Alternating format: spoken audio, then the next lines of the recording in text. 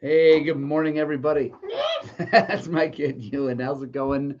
How are you guys all doing today? It is a lovely, cold Thursday morning here in Ewan says two strokes are better. I completely agree.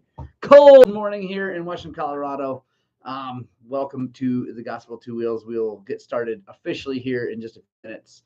If you're watching right now, make sure you say hello in the chat. I point this way because my chat's right there. So, yeah, make sure you say hi in the chat and tell me where you're from and how it's going where you guys are. So, this is our pre-show here. We always start a little bit early, give everybody time to get online and lined up and everything checking it out. So there he is, Gary M. How's it going, dude? Are you down in Arizona right now? Um, and if so, I bet the weather is awesome. It's like I said, it's cold and snowy here. It's not super snowy down here, and that's our new puppy making sound in the background. Hey, there's my dad coming in from OKC. How's it going, bud? The and there's Ed Dugan. Good morning, Ed. How are you? What is the temperature in Oklahoma City? I guess it's supposed to get like really cold and snowy. Jamin Richard, what's happening? Biker Sasquatch, what's happening? 5280 James, what is going down? Sold house, traveling the USA for a year or two. Right on, Gary. Right on. Hey, Leia, this is craziness. I got dog, the tiny dog in the kennel squeaking. The other dog out here. Hang on, Leia. Come on, out. Go on. You're fine. Sorry, everybody.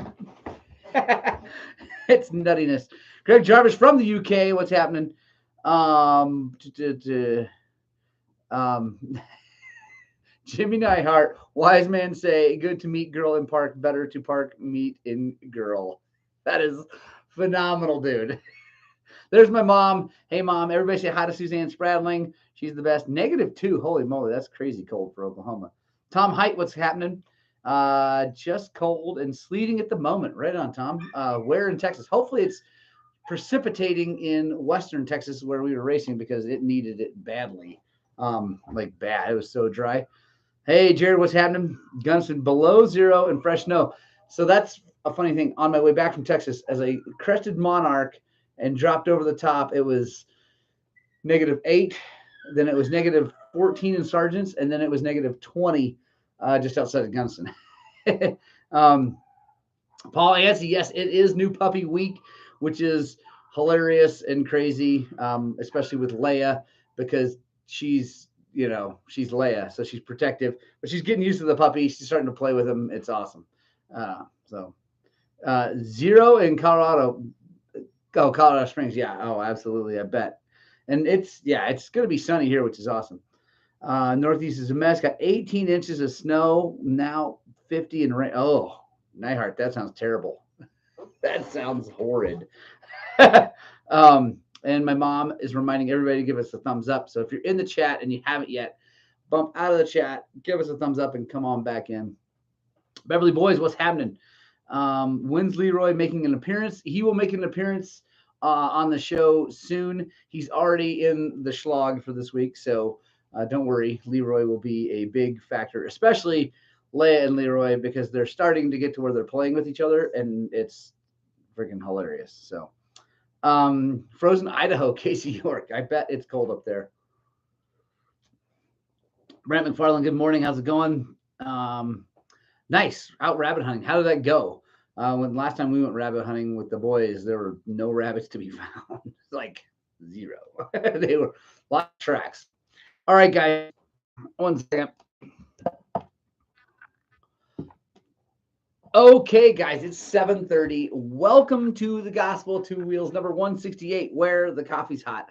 The bikes are fast, and your comments, thankfully, are completely ridiculous. It is great to see you guys. Ice and snow from Waco, Texas. Right on. Headed to Smiley Creek next week for a snowmobile trip. We'll be up Salmon Creek. Ooh, I bet that's pretty awesome up there for snowmobiles. Smiley's obviously beautiful, and it just, yeah, like that would be pretty rad, I bet, for snowmobiles. Now, I'm not a big snowmobile guy, but I bet that would be a lot of fun.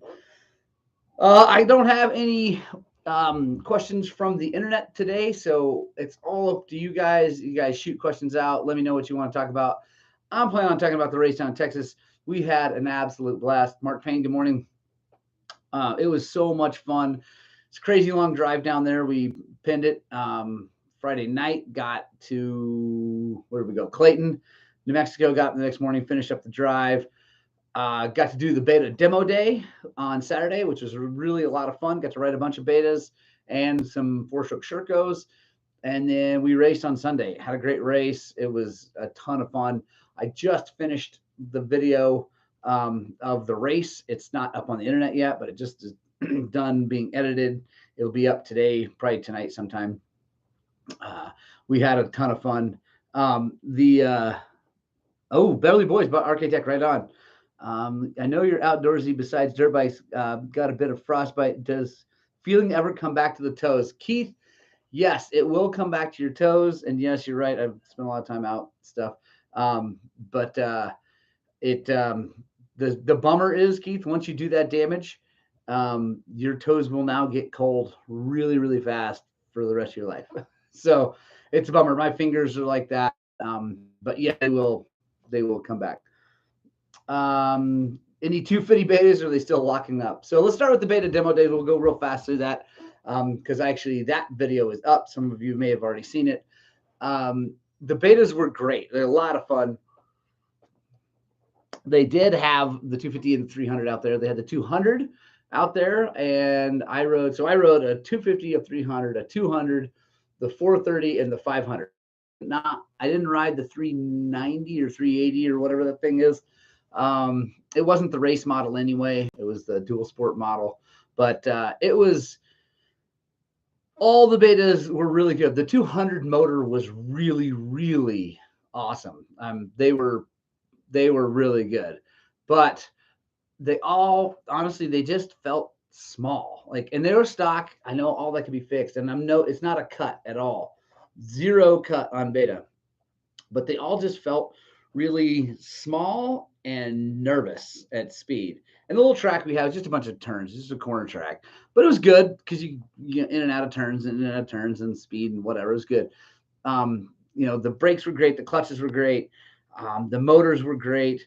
Although I got to say the 250 and 300 buzz way worse than my counterbalanced 300, and they're counterbalanced. So they should theoretically be a lot less vibration than what they are, I think.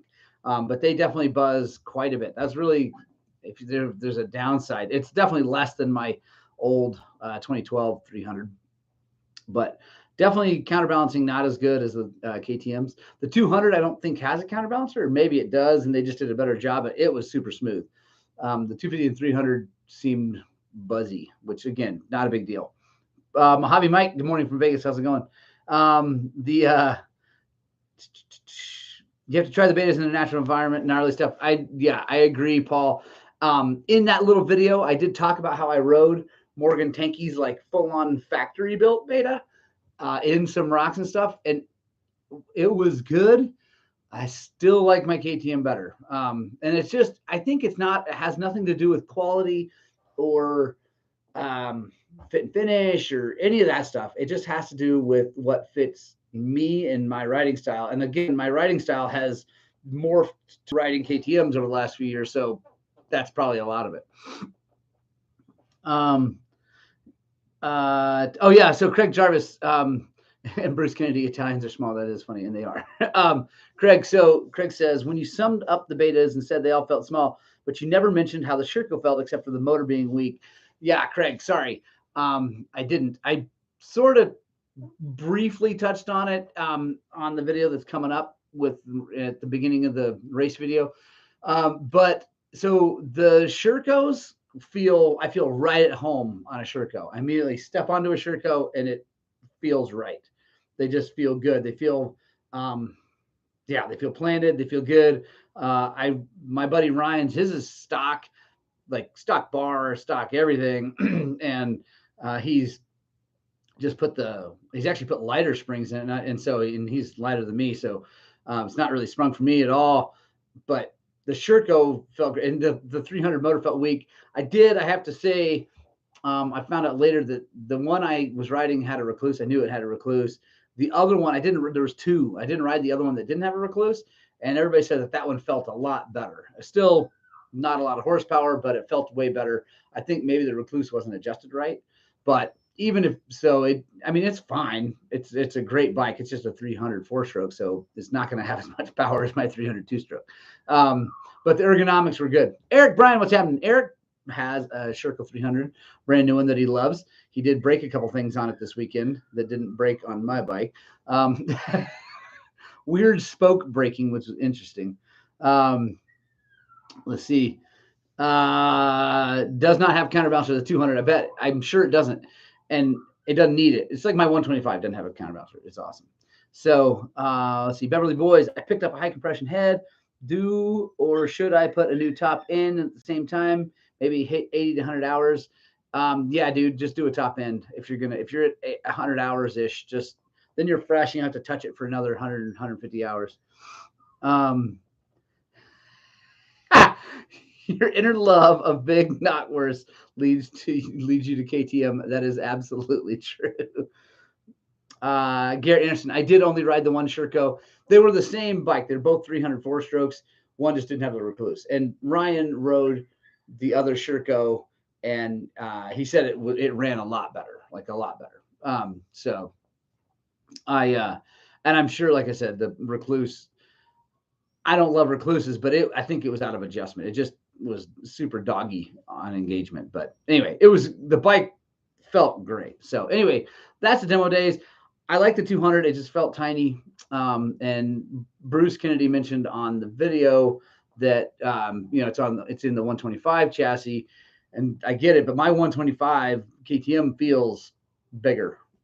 I guess it's longer. And I noticed that when I rode Morgan's bike, it just feels really tight and short. And I think, like Paul said, in the really, really nasty stuff, that is probably a huge benefit.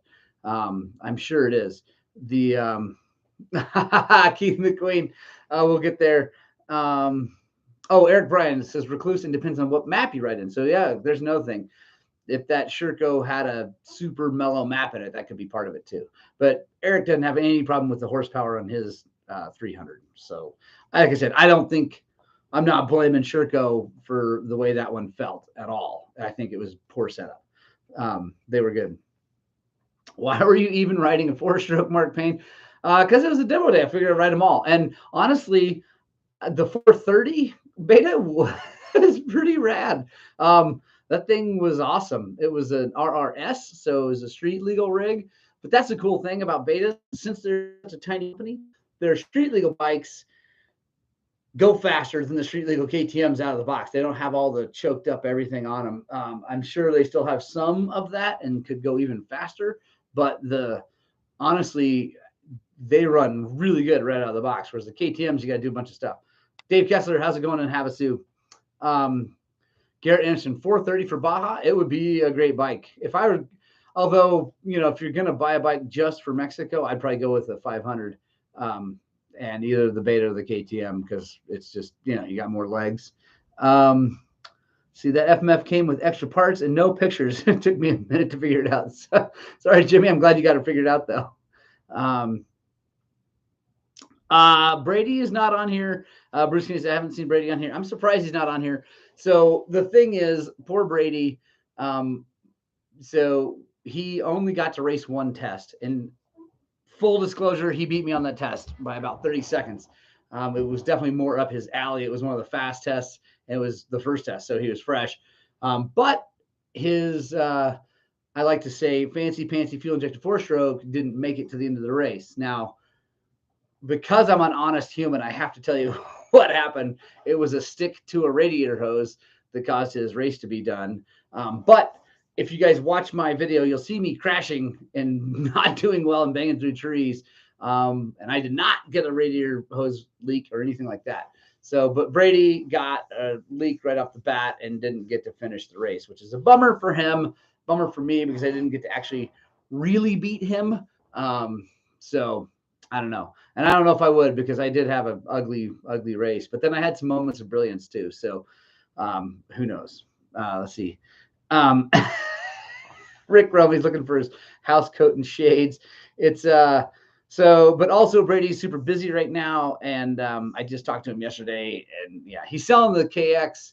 I think I don't know. I'm not going to speculate. It's not because of his race. It has nothing to do with that. But so he'll be back on another bike soon. Yeah, Bruce, I don't know why he's selling it. Part of the reason is that Brady buys and sells bikes quickly. He had a 300 for like all of 3 months or something like that. Scott Unwin, what's happening, man? Coming in from the UK, maybe it looks like, or UK via the US. I'm guessing is what that means. See, Kim Jackson, howdy. My father used to race go-karts and was impressed with the cone pipe I got. He gave me maintenance tips for it, and my question is, what do you do to yours?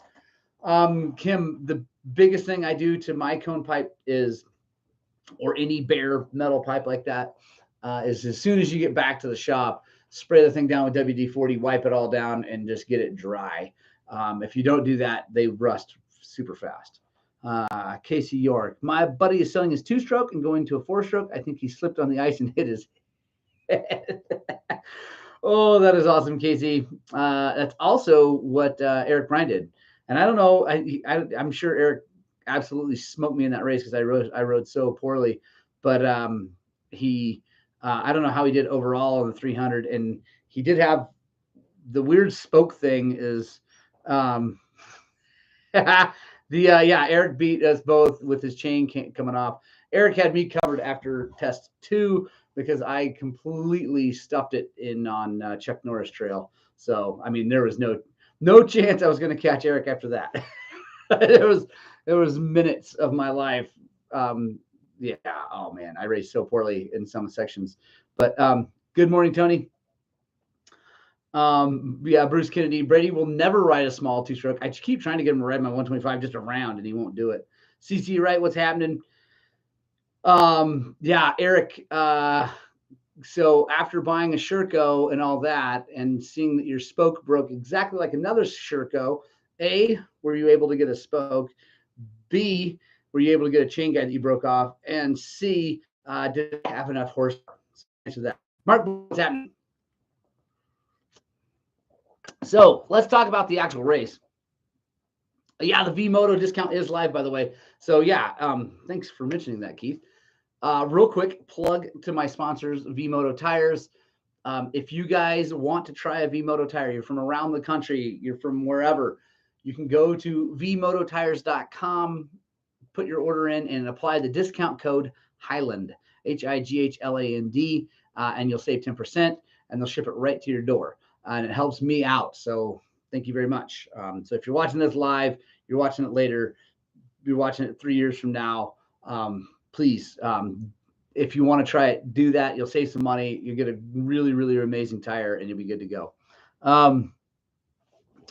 Bryce Davis, selling your 2-stroke is truly brain damage. I agree. Beverly Boys, what sprocket chain combo do you recommend? DDC rear sprocket, hands down. Front sprocket, whatever you can get. I think I have a Renthal on there right now, but whatever. They're all about the same as far as wear. And then chain, I like the DID EVRT, I think is what they're calling it now. Anyways, they're super duper high end enduro chain, narrow, really, really good. So Gary Anderson, yes, hashtag influencer. Also, if we're talking about influencing, and we are, because I appreciate you guys being here, and I want to thank the people who helped me out. Extremeparts.com, extreme-parts.com. The fan, it finally came on in the middle of the hard test, and it worked great. Turned off early. Battery never had a problem. They were awesome. So for Extreme Parts, you can also use a discount code. It's Highland10 on there. So Highland10 at extreme-parts.com. My fan kit was brilliant. They have the new fan kits that plug directly into the TPIs and the fuel-injected 4-strokes, I believe. Definitely the TPI. I have to check that out. But anyway, so that the computer on the bike controls the fan, everything. And it's a Spal fan from Italy. The wiring harness is perfect. Everything just plugs and plays. They're really good. If you guys need a fan, it's really good. I'm excited to have one on there. There you go. Brady Metter selling the KX because he wants another KTM. Right on, Brady. I'm sure. What are you going to do? A 500 or a 450? And so again, can you explain the apex option? Thanks, Biker Sasquatch. So the apex option on the V-Modo tires is just a stickier rubber compound, and it's not a gummy like most people think of gummies. It's not the super gnarly gummy. The Oh, there you go. Brady coming in with his explanation. Like I said, had nothing to do with me, you know, but there you go. Eric got his parts for the Sherco. That's great to hear. Honestly, that's really good to hear that you got parts for the Sherco. You never know, right? With well, any brand, Yamaha, Honda Yamaha's terrible right now. So that's super good. But no thermostat for the TPI, Jimmy. It uses the computer to tell it when to turn on. So it's pretty sweet. They don't have to cut in the hoses or anything like that, Jimmy. It's pretty awesome. It's an OEM KTM part in the box. I show it actually on this current Schlog. You'll see me opening stuff up. And it's like I said, it's an OEM KTM part that allows it to plug in. It's pretty sweet. So back to Apex. It's not a gummy like Ibex or whatever, where the knobs are real floppy and want to tear and stuff like that. It's the stuff is really sticky, like a climbing shoe sticky, but they don't just peel off, and it's really awesome. I've actually still running the one on my 125, and the one that's I gave one to Morgan Tankey to try, and she's got like 8 hours of riding on it, and it's holding up really well, and she is blown away with how good it works. So I would recommend the Apex if you guys want to spend a little bit more money and get quite a bit more grip. The longevity isn't as bad as I thought it was going to be. Jeff Greenwood, which is Bike Vault in Thailand, I'm surprised not on here, but he ran them and he wore them out pretty fast, but like he was doing a lot of sandstone, a lot of spinning and stuff like that. So Eric Bryan, I have not tried the Bulldozer tires yet. That is on the list of things to try here soon. Fives, I've learned a lot from your repair videos. Thank you. Awesome. Thanks, man. Thank you for the comment. I appreciate it. Garrett Anderson, it was not me. He was trying to get around. That's awesome. Are you still sporting the super secret part on the bike? Yes. During your rebuild of the Daisy, there was no mention of it. Yes, I am still sporting that, and I'm not really even talking about it much. I've actually got a second one that's now going into longevity testing, where I'm just not talking about it because I don't really know when we were on schedule. They were on schedule to have it released earlier, but they're running into manufacturing issues, unfortunately, like everybody else. So it's not on the back burner by any means as far as like what they want, but it's on the back burner time wise. So I'm not talking about it. Yes, and I am a huge fan. What size bib for rear? Jimmy Nahart? Yes, the 305 for the 110. Keith McQueen says, yeah, Apex is amazing. It really is. Who do you think will win this weekend for Supercross? Let's see. Who do I think is going to win for Supercross? I've got my picks. I don't know. Let me look. I can't remember. It's a good question though. Supercross is crazy this year, and it's hard to even guess. Let's see.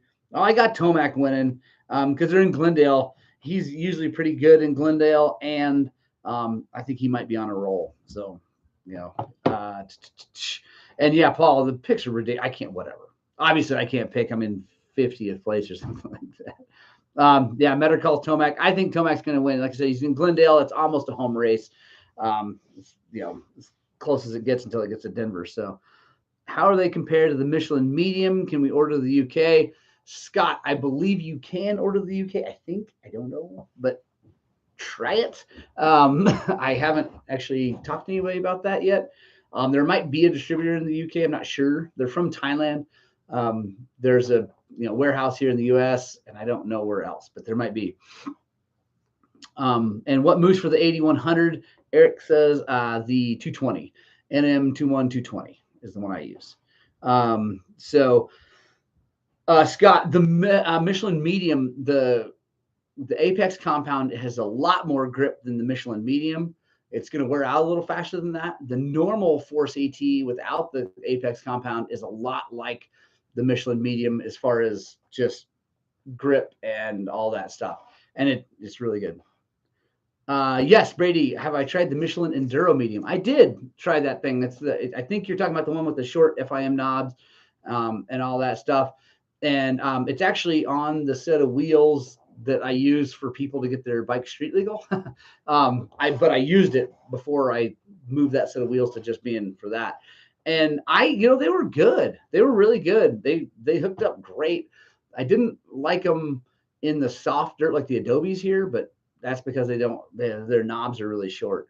But yeah.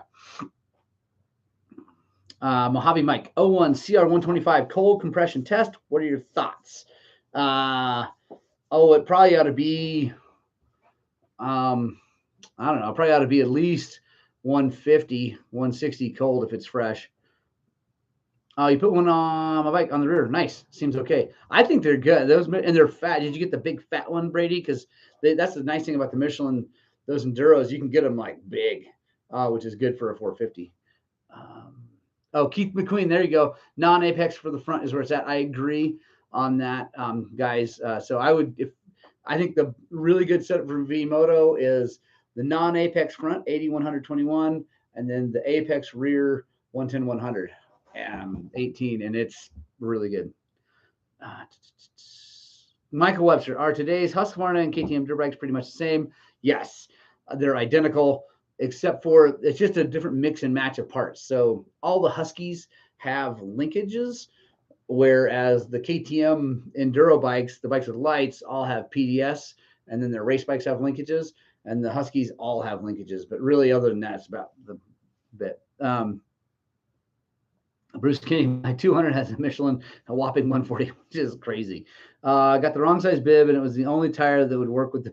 Yeah, yes, Brady, I have been there before, and they're crazy. Apex or non-apex for San Manuel? I would do apex. It's going to hook up like you can't believe, but it's going to wear on that decomposed granite. But I'd still do it. I think it'd be good. Brady says KTM needs to make a 500 XCF. Yeah, 100%. I think they should make or make the 450 XCF with a 6-speed. I mean, either way. Let's see. Jimmy Nyhart asking about the Ride the World episode 5. Do you need to register to camp at Peach, or they got a shower? No, you do not need to register at Peach. No, they don't have a shower. There is no camping, it's just a dry desert. There's nothing. So after 2 years of no race because the C19 Desert 100 will have its 50th anniversary in Odessa, Washington this spring. Right on. Mark Payne, that's awesome. Super cool. How does it compare to the 505 Cheater Biker Sasquatch? It's a million times better in every way. It hooks up way better in all. It's got way better side bite for like side hills and like turns and things like that. It's got better knob spacing for loose dirt.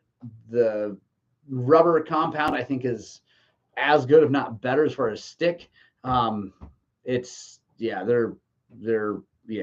just better all the way around. I'm not a big fan of the 505. I've run probably 3 505s on bikes, and they're always okay. But yeah, the V-Modo, hands down. See. Okay, so let's just quick talk about my race. I got to shut this thing down right at 8 o'clock because Ruth has an online meeting. Anyway, whatever. So the race, first test went pretty well. Not super fast, but pretty good. Felt good.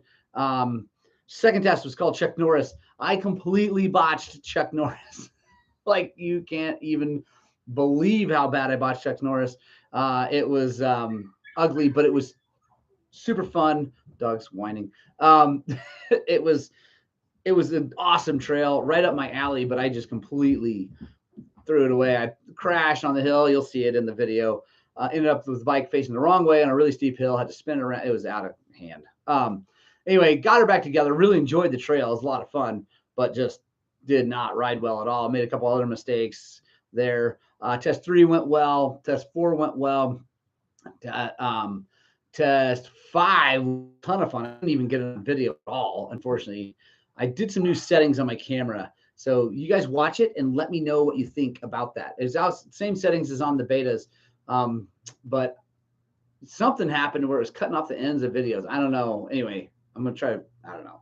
So, but I forgot to turn it on for test 5. So anyway, test 5 was awesome, super long and fast. It was really, really fun. And then test 6, I botched. I mean, I had an okay run, but like, yeah, whatever. So, Eric kicked the crap out of me. So it was, I didn't have a good race. I ended up 5th in my class, which I'm really happy about. That just means a bunch of other old guys had struggle fast. But I looked, minus my mistakes, and I'm not like making any excuses, minus my mistakes, I really should have been 3rd, because the guy who got 3rd, I usually beat, not by a lot. Daryl Pitts, you're my hero. I love you. He had a wonderful race. He said he had a personal best. He never hit the ground. So he was really happy. I was really happy for him. I'm really happy for Eric to, Eric, test 2, he says, I thought test 2 was right up your alley. I should have beat you. It is right up my alley, and I should have beat you. I don't know what I don't know what happened. Well, I know what happened. I made a little mistake in the wrong spot, and it cost me so much energy that there was no way for me to like make it back up. Like, and the time, like, there's no way I was going to make it back up, because I was panicking as I was trying to right the bike and get it spun around. So yeah, anyway, it's one of those days. Didn't work out. Let's see. After the 23, we'll have a new, stronger subframe. Ooh, right on. Says Bryce. I don't know what.